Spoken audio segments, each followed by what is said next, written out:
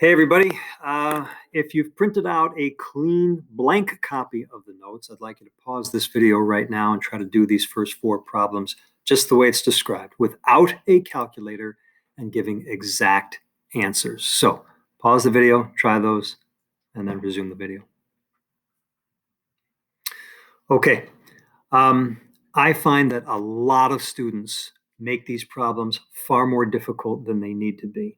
And in my experience, what students do that creates so much more difficulty is their compulsion to turn all of their values into decimals while they're doing the work and to want to give their answers as decimals. Some of you need to break yourselves of that compulsion and get very comfortable in doing your work in fractional form and leaving your answers as fractions, which is perfectly fine.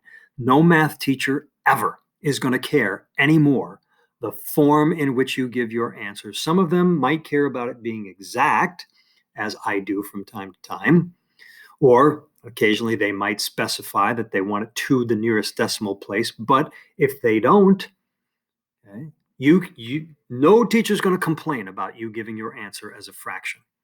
Okay. So what is 2/3 of 11? A lot of you I know are in the habit of asking yourself, well, what's 1/3 of 11? And then I'll double that. I'll multiply that by 2. So you put 11 divided by 3 in your calculator and you get 3.6 repeating. And then you multiply that by 2, but then, you've got to, if you're going to give that as an exact form, you may not write the decimal answer correctly. This problem is actually not so difficult, but the second problem here on this handout is going to give some of you a lot of trouble. Can I suggest a completely different way to do this problem? How about when I ask you what is 2/3 of 11, just writing 2/3 times 11, because that word of very commonly translates into multiplication in mathematics. Okay. So 2/3 times 11. Again, don't turn this into a decimal. Don't reach for a calculator. Just turn that 11 into an 11 over 1 and multiply the fractions straight across. 2 times 11 is 22. 3 times 1 is 3. Leave your answer like that, 22/3. That's a perfectly good answer. Okay. Let me go back to this word of. I just want to emphasize how that word oftentimes can be sort of translated or interpreted as multiplication.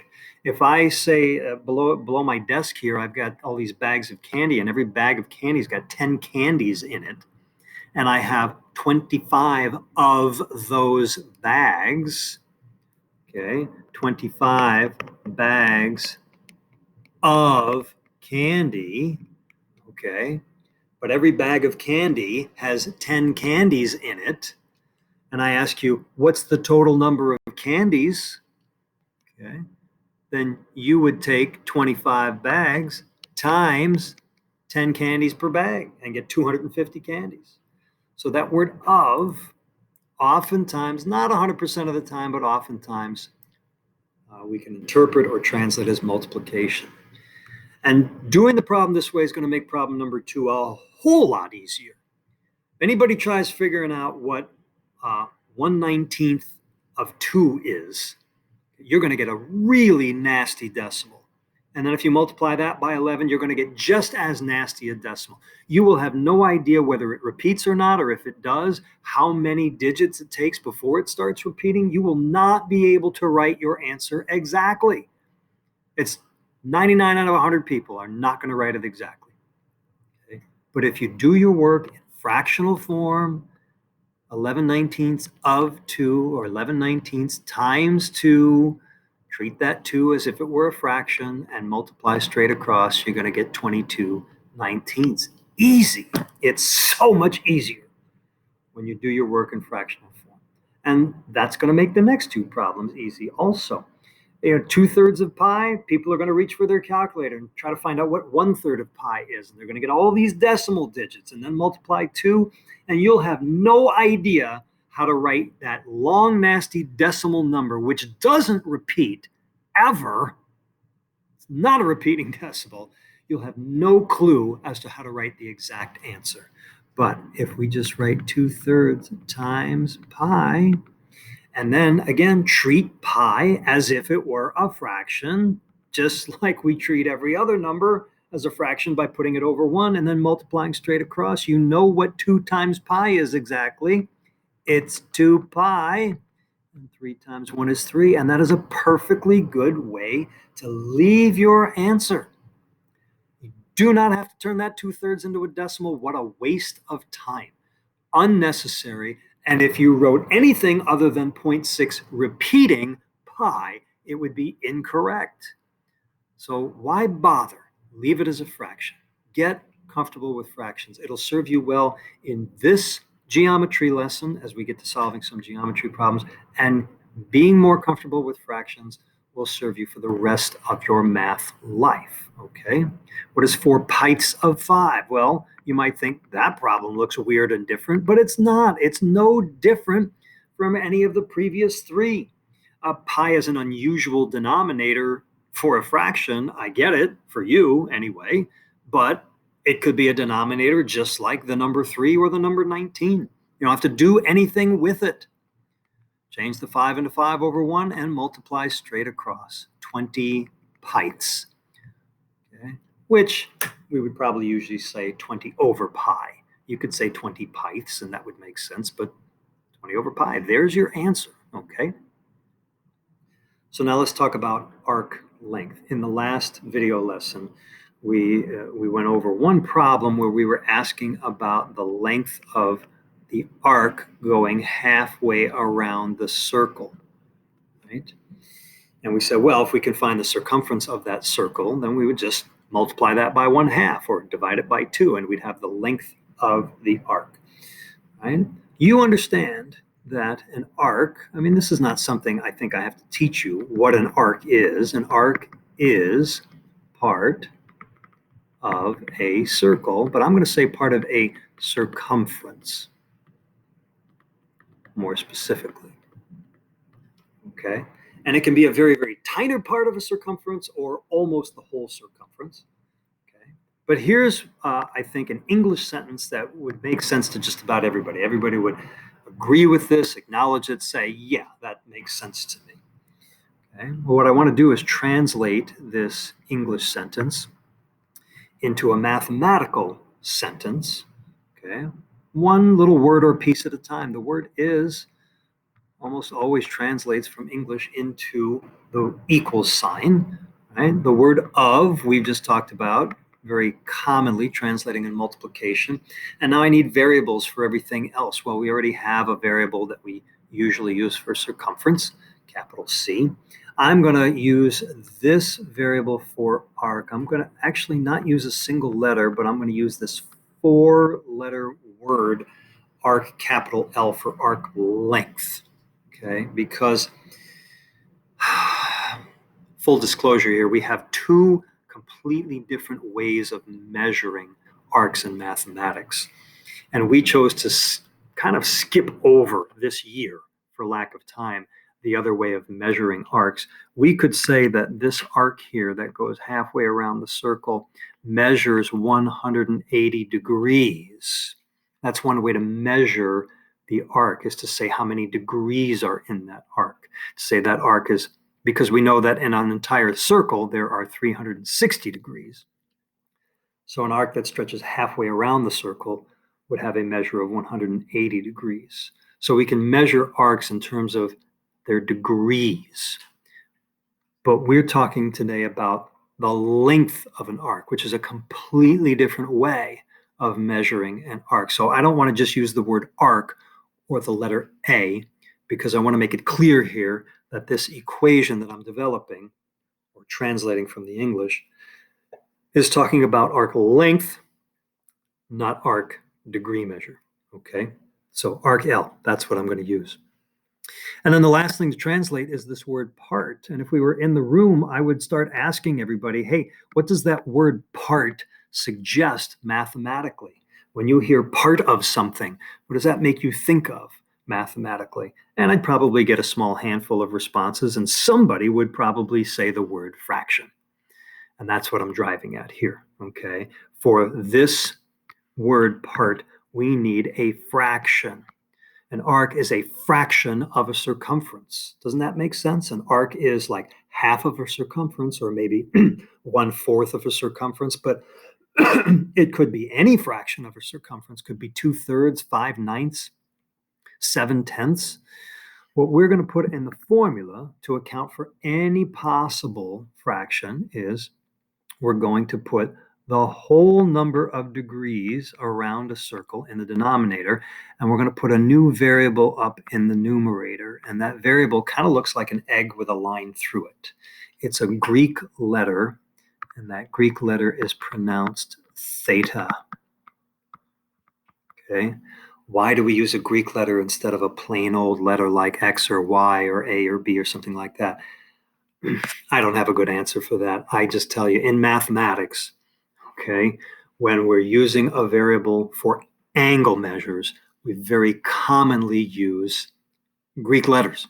Not always, but very commonly, okay? So I'm going to use this Greek letter here, and you should get used to it. It's just a variable, like an X or a Y or a Z, okay? But what that variable represents is the number of degrees in the arc, or, well, let me get rid of that black and put the red back in. The number of degrees, let's say we have an arc. I'm going to erase these two dots also. Let me put a whole circle back in there. Let's say we have an arc going from here to there. It's not halfway around the circle. It's not a quarter of a way around the circle. Looks like it might be a third of the way around the circle, right? But this theta, this angle measure here, is the angle that's formed by extending the center of the circle to one endpoint of the arc, and then the center of the circle to the other endpoint of the arc. That theta is the angle between those two radii that are extended to the endpoints of the arc. Okay, so here's one formula that we can use to solve any problem involving the arc length in a diagram. There's a second formula, which is really just a different version of this first one. Imagine if we took this first formula and we just rearranged it a little bit by multiplying both sides of the formula by 1/c. That would cancel out the c's here, leaving on the left-hand side arc length divided by c. Again, I'm treating that arc length as if it was a fraction and multiplying those two fractions straight across. See how easy that is to do and how much sense that makes out of my answer. Okay, just work in fractional form. And then on the right-hand side, all that remains is theta over 360. And here's the second version of an arc length formula. I'm going to erase the work that I did to get that second version. I like both of these versions for different reasons. And you can use either one to solve any arc length problem. It really doesn't matter. You can get to the solution by starting with either formula. But what I like about this first formula is that it comes very naturally from our English understanding of what an arc is. Okay? And so I like that. I also like the first version of the formula if I'm ever wanting to solve for the length of an arc in a diagram. If I'm being asked to find the length of an arc, great thing about this formula here is it is already solved for the length of an arc. I won't have to do any algebra. Okay.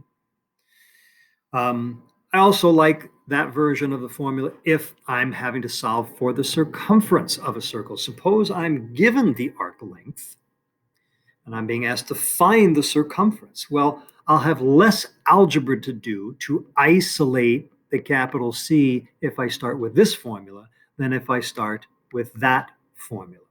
So I would choose the first formula if I were being asked to find circumference. Now, there are reasons I like the second formula also. And one reason is it's two fractions being equal to each other. And look at what makes up both of these fractions. The fraction on the left has a denominator, which is the entire circumference around the circle, the length all the way around, or let's say the whole length around. And that arc length is part of the length around. So part of the length around over the whole length around. And on the right-hand side, we have a fraction which is part of the degrees of rotation in that arc over the whole number of degrees in a rotation around the entire circle. So these two fractions are basically part over the whole equals part over the whole. And doesn't that make a lot of sense? But on one side, it's part length over the whole length around, and on the other side, it's part degrees over the whole number of degrees around. So I think that's a very, it's an intuitive way of understanding how all of these terms in this formula relate to each other. So I like that, okay? But I also like the second formula if, let's say, I've been given the arc length, given the circumference, and what I'm being asked to find is the measure of the angle right here drawn to that arc length, because then again, using the second formula, I'll have less algebra to do to isolate that theta than if I use the first formula. Okay, so sometimes choosing one formula or the other makes you have to do a little bit less algebra to solve the problem, but not a lot less. Okay, and you really can solve any problem with either formula. Let's do 3 problems.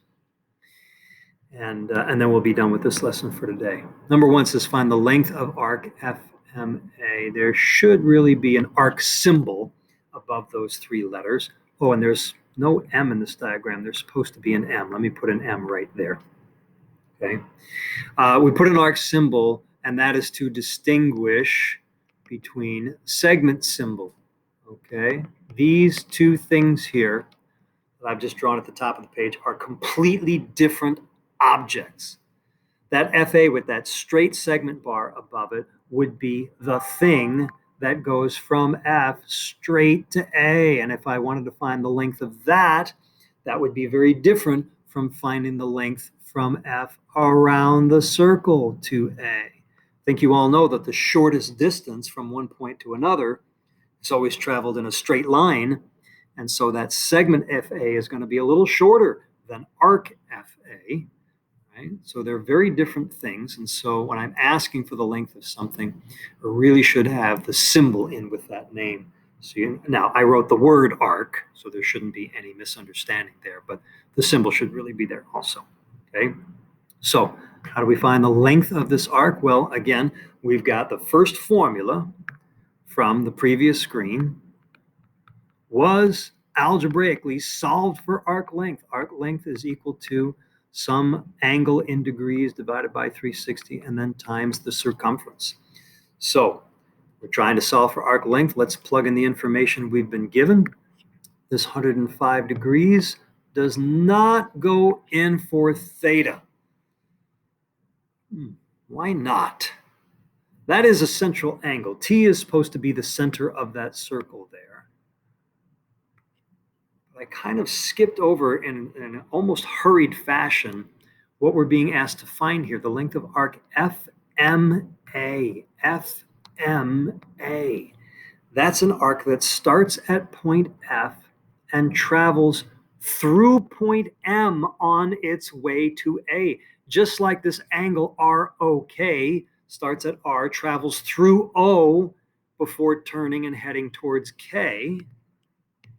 Angle FMA starts at M and must pass, starts at F and must pass through M on its way towards A.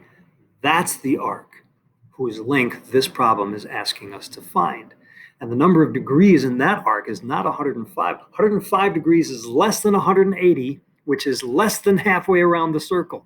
Clearly, this purple arc is more than halfway around the circle. What are the number of degrees in that arc? Any thoughts about that? I'm sure some of you can do the math in your head, or at least know how you ought to do it. Come on, how many degrees are there in a whole circle? There's 360 degrees, right? So if there's 105 degrees in the arc going from F up to A, then how many degrees are there going from F the long way around to A? Well, it would be 360 minus 105, 255 degrees in that arc measure, okay?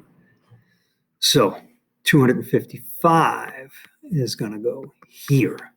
How about the circumference of the circle? Well, we haven't been given the circumference, but we have been given the radius. The radius is 36 centimeters, so the diameter is 72 centimeters. And the circumference is pi times the diameter, so the circumference is 72 pi exactly centimeters. And we did ask for an exact answer in this problem. So the 72 pi goes here. Arc length then equals 255 360ths times 72 pi. Now, again, I find students all the time who have all kinds of trouble simplifying this and still keeping the answer exact. From the last lesson, or really from the last two lessons, you want to come up with an exact answer? You better not hit the pi key on your calculator. You better not press times 3.14. Leave the pi alone. In simplifying the rest of that answer, ignore the pi. Just simplify this stuff. Put that in your calculator. 255 divided by 360 times 72. Okay? And what is that going to come out to be? It's going to come out to be 51. So simplify that in your calculator. Calculator. It comes out to 51. Don't put the pi in your calculator. Just kind of ignore the pi for the time being, but don't leave it out of your answer. Okay, here's the exact length of that arc, 51 pi centimeters. If I wanted an approximate answer, then you can put in 51 times pi or times 3.14. Be really, really careful, everybody, about this aspect of the problem, okay? Make sure you're taking the angle measure that is associated with the arc that I'm asking you about, okay? Let's move on to number 2. If the length of arc RK, and again, there should be an arc symbol above RK, okay? Now, since there's only 2 letters in that arc name, then it is safe to assume that the arc we are talking about goes from R, the shortest possible route around the circle, to K, not the long way. If I was talking about an arc that went the long way around, I would be obligated to put a third point on the circle and tell you that the arc goes through that point, okay? So if it's just a 2-letter arc name, you should assume that it is the shortest possible path from one point to the other, okay? So that's the arc. 45 centimeters, find the measure of angle ROK. That measure right there, which in these 2 formulas I've given you, we call theta, all right? So this problem involves the length of an arc. We want to use one of these 2 arc length formulas. Now, if I'm trying to find the measure of an angle, that theta, if we go back to those 2 formulas, again, I can see I'll have a little bit less algebra to do if I use this version of the formula than if I use the first version of the formula. Little bit less, not a lot, just a little bit, but I'm going to take advantage of that and use the second version of the formula, arc length over circumference. Arc length over circumference equals theta degrees over 360, and let's plug in the stuff that we have. Okay, 45 centimeters goes in for the arc length. We're trying to solve for theta, which means we're going to need a value for circumference. Once again, I've been given the radius. R equals 40, so the diameter equals 80, so the circumference is equal to 80 times pi,